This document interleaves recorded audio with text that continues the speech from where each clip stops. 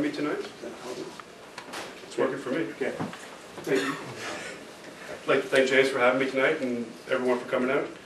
I went to this great workshop a couple weeks ago with Dane Swan over there, and one of his tips was to take 4 deep breaths. There was also some dance moves, but I'm not going to do that. Unsettlers. We could go unwest, get us an unwagon, and be unsettlers. 2 images. Wake up. The house is empty. Quiet. Abandoned. Vacant rooms stare like the unblinking eyes of the dead. Colored still, but lifeless. Flop over, sleep in. No need to rise now. No more occasion. Rest while dust settles. Motes in empty eyes. Unsettling layers build in the empty space.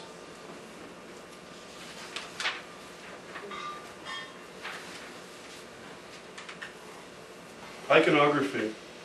Some nights I find myself half empty, praying to this tiny icon, hoping for a second coming. But still nothing, no sacred miracles, only my weeping stigmata now, stone rolled back, tomb-like garage half empty, optimistic, glassy-eyed stare. But still nothing, only my weeping stigmata, no sacred miracles. Now and still, some nights, I find myself praying to this tiny icon, half empty, hoping for a second coming.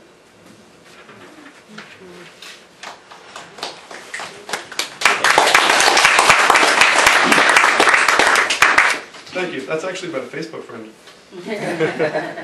who is no longer a real-life friend. History, for example. Back then, people were so much braver, more sophisticated. I mean, 100 years ago, or 1,000, they used antiques every day and for everything.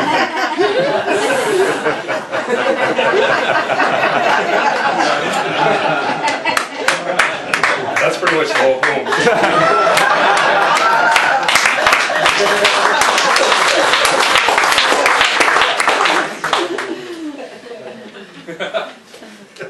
There's a bit more, but I liked your ending better.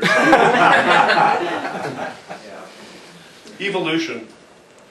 If time was as fluid as the ocean, and they say it is, would the sea give us back life?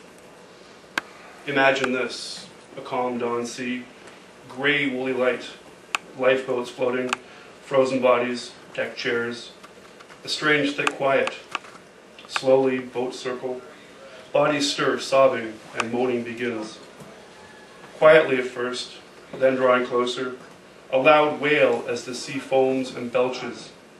Large iron ass end and sudden steamship erupts.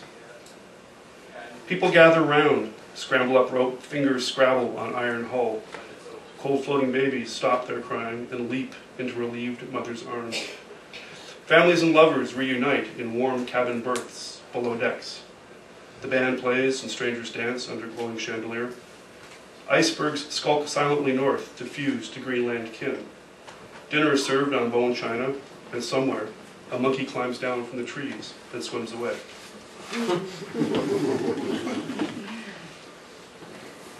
Cleaning house. Like a half-wild dog, I find myself still frightened since you've gone by the vacuum. It's a true story. Promised landing. I wandered in the wilderness for 40 days, then wandered wild again another 40.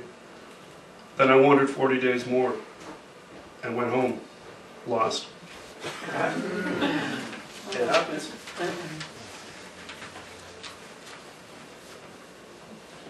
Some of these aren't really my poems, they're really bad attempts at poetry on my behalf, and really good edits by my friends and co-writers, so thank you. They're here and they know who they are. My badminton. We all used to play as kids. My dad not letting us use the nice wood and catgut rackets safe in their stretcher frames, or birds with real feathers.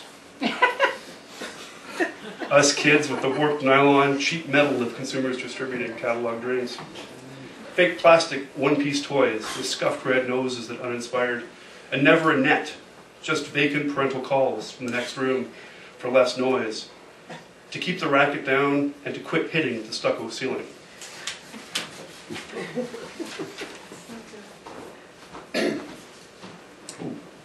El Dorado, you make me feel like $1,000,000, a virtual gold mine, rich, deep. You make me feel like a gold mine, craggy hard rock swamp, cyanide solvent, worth 2 ounces to the ton after crushing.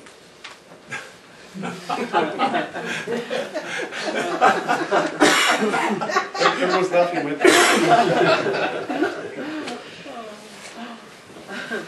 Comes to mind whole grain snacks and gingerbread, soda biscuits, self-leavening bread, raisins, gingham fabric and sunlight, green leaves, summer wind, light breeze, and optimistic flies on the wrong side of window glass, and enlightenment.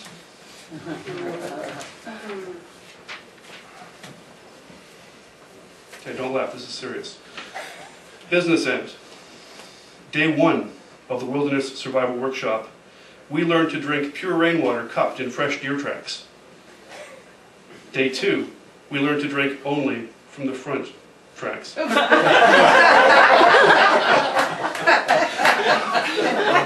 telling you, it's serious. Don't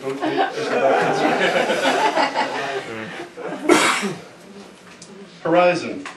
Autumnal sunset orange, zest and maple brown syrup, glows delicious amber in deep water, blue sky distant rusty goose honk trumpet, song, asymmetric wedge, shotgun, slow motion. South towards next summer, gold moment fades to colorless dark gathering like soot along opposite horizon.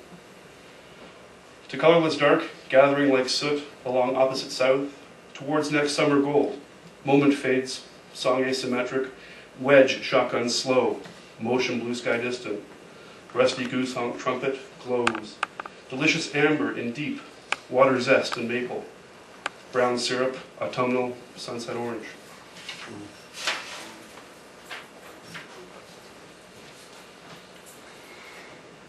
Red moment in fur, the warm red impulse of blood after the sudden soft fur jolt of recognition and release.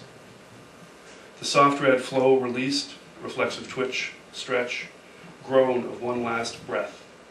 Soft red flows from mouth and nose on leaves and grows, then leaves the soft fur form free and still.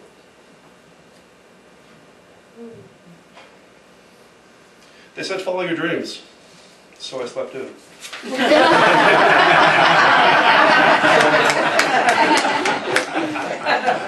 Does that count for the poetry theme challenge? No. It'll fit the card. Early morning metaphor. I dreamed you were a lake, and I watched the wind play across your smooth surface and raise waves that rose on swells and crashed spent on your moonlit shore. I woke up shipwrecked, sheets disheveled, washed up naked. I want to learn your geography, come to new awarenesses of your terrain. I want to swim in your moonlight lake and feel your waves wash my skin. See the midnight outline of your soft-hilled shore smooth against the stars. Tell me about your lake, trace your contours in my mind. I want to linger, talk to me. We could drink coffee and speak of the depths of lakes and other hydrologic metaphor in the downtown safety of Daylight Starbucks at 3 p.m. this afternoon. I used to wonder if I didn't write poetry to get girls, and now I'm starting to think maybe I'm getting girls so I can write poetry after it goes all horrible. Funny, but it's true.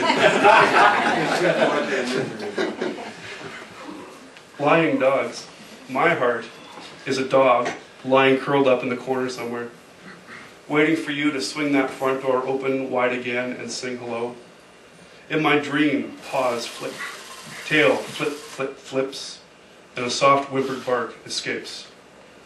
Then I wake up, memoryless, stretch out my length, turn around 3 times, then curl up again, alone.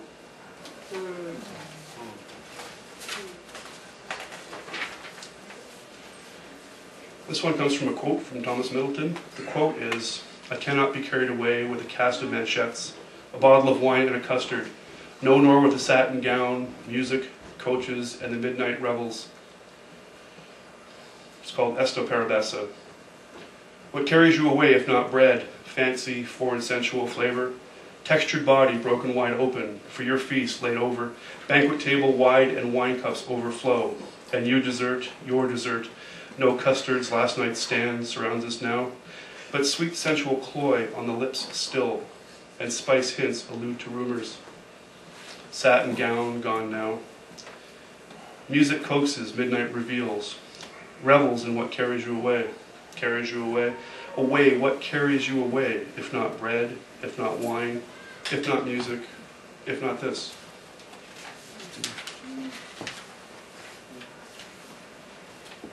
You know, they say that if you stare into the void stares back.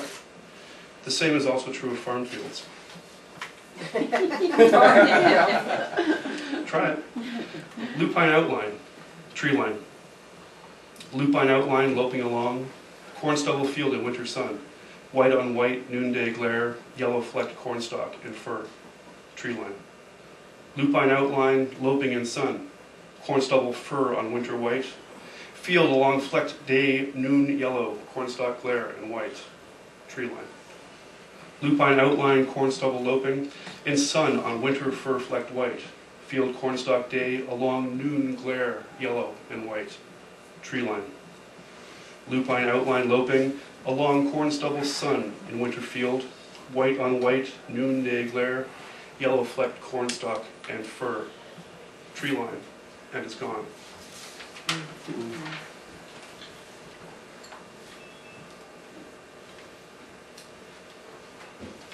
I've been doing some experiment with dream transcriptions, and well, I don't know how it's working, but here it is. 7:56 Tuesday morning. Dreamed about stars in the city, dense visible under the cloud line. Some old world harvesting machine, track marks pressed in dirt still, where your father, some arbitrary day, years before, had climbed down, wiped the sweat off, and never gone back. Drunk men in smoky rooms, celebrating their end of the ritual, driving backwards through rush hour, just to make a left-hand turn right. Old photographs of prop gags in Lake Ontario, floating in black and white. Mid-lake waves block views of towering Toronto. Floating sofa with waving people. Old boats with wooden decks and the black bank towers of the early late dream period. Mid-century midnight, things bolted to farm roofs. Red painted milk cannons, clear glass canning jars. It's not the end, it's just the page. A secret knock, in time with the folk music from the room behind the door. I don't recognize this familiar place. I'm waking up now and have forgotten most of the memories. But the scenes are still fresh, but I can no longer recall them. And the stars, dense nebula, open clusters, startlingly crisp, low on the horizon, persist still. The bubblegum flavored toilet paper, that even in the dream was a joke.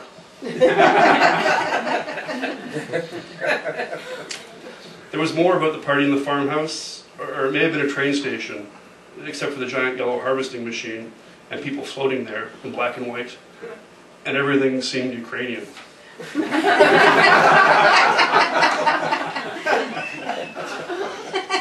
spent some time in the prairies at one point in my life, I don't know. This next one, based on a photograph a friend of mine took, it reminded me of Vermeer's Girl with a Pearl Earring, but a bit more hip. It's more like Girl with an iPhone and Instagram. Mirror happy. I'm reflecting on your mirror picture, you looking the other way. Backwards and mirror-wise. Means really you're looking this way, or is it me who has it backwards? And you a little sad. But again, maybe that's mirror happy. Flipped on its back, backwards, words, but I ramble. The photo makes me wonder where you're looking at, and for what, and maybe me too. Wondering just where to look, and when, and for what. And trying to see, and not blink.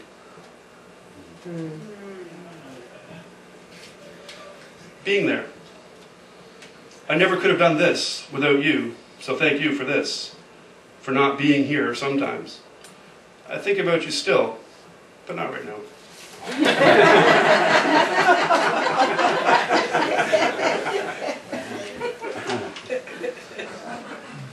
Yeah, I'm fickle, I know. Just got a couple more to go. This one's called Stars. Ask for stars from me, and you'll get mostly empty midnight sky. Dark stretching from sunset horizon to the blue bird song-filled pause just before dawn. Punctured sometimes by the bright points of subtle-hued light, recognizable patterns, familiar constellations, imagined asterisms. Look deeper and more detail resolves. Look deeper, but still it's mostly just inky black, cliched expanse, a dark nothing against that impenetrable wall of close-focused stars, underpinned by the low space moan background radiation. Ancient sounds, original sounds, sound that invented sound so that it could be heard. Then the flick of a pocket lighter, the ephemeral glow of a late-night cigarette.